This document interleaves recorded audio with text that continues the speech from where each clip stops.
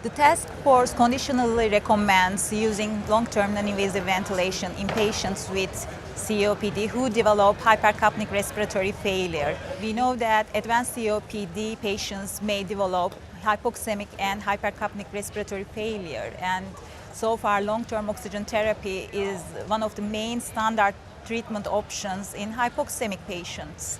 And now the task force aims to answer whether hypercapnic patients may have some benefits from non-invasive ventilation, because we know that hypercapnic COPD patients have higher mortality. And according to the pooled analysis of the randomized controlled trials, there's a slight decrease in mortality and exacerbation rate in these patients with non-invasive ventilation. Again, we have some positive effects for dyspnea scores, exercise capacity, and health-related quality of life.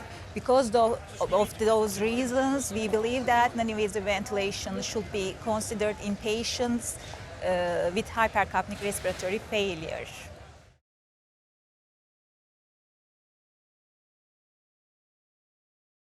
The task force conditionally recommends using non-invasive ventilation just after an acute episode of hypercapnic respiratory failure. There are not too many data about this issue, but we know that patients with hypercapnic respiratory failure experience readmissions to the hospital. So an intervention with non-invasive ventilation may have a positive effect on these patients' readmission rates. So there are a limited number of studies evaluating the timing of initiation of non-invasive ventilation with inconsistent results. But we believe that patients with high carbon dioxide levels in baseline and who are frequent exacerbators and who have chronic hypercapnia just 2 to 4 weeks after acute episode may benefit non-invasive ventilation in long term. There is no effect of non-invasive ventilation on mortality in these patients, but this intervention may decrease readmission rates.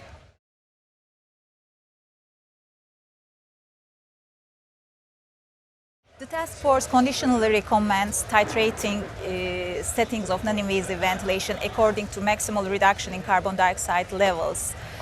We know that hypercapnia is a predictor of worse outcomes, so correcting hypercapnia may be important in the survival of these patients. Recently, some studies show that high-intensity non-invasive ventilation, which targets maximal reduction in carbon dioxide levels, may have beneficial effects both in physiological and clinical outcomes with no major side effects. So because of these results, the task force thinks that titrating non-invasive ventilation settings according to maximal reduction in carbon dioxide levels may be beneficial in these patients.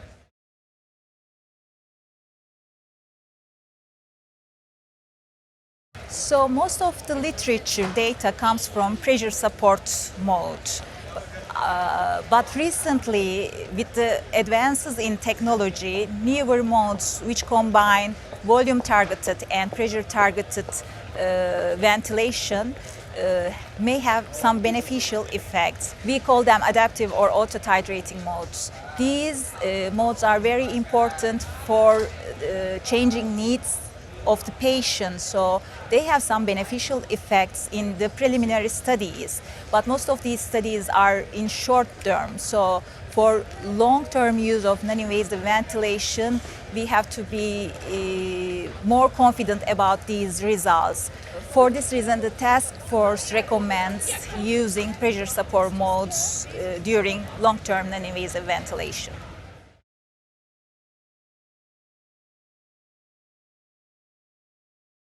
There are some patient-related and equipment-related factors for the effectiveness of COPD. The task force believes that age and comorbidities does not have much effect for the outcome of patients using non-invasive ventilation. Obesity is an important factor in these factors because patients with obesity, heart failure may have beneficial effects with long-term non-invasive ventilation. When we think about equipment-related factors, the interface is one of the key factors for the effectiveness of COPD.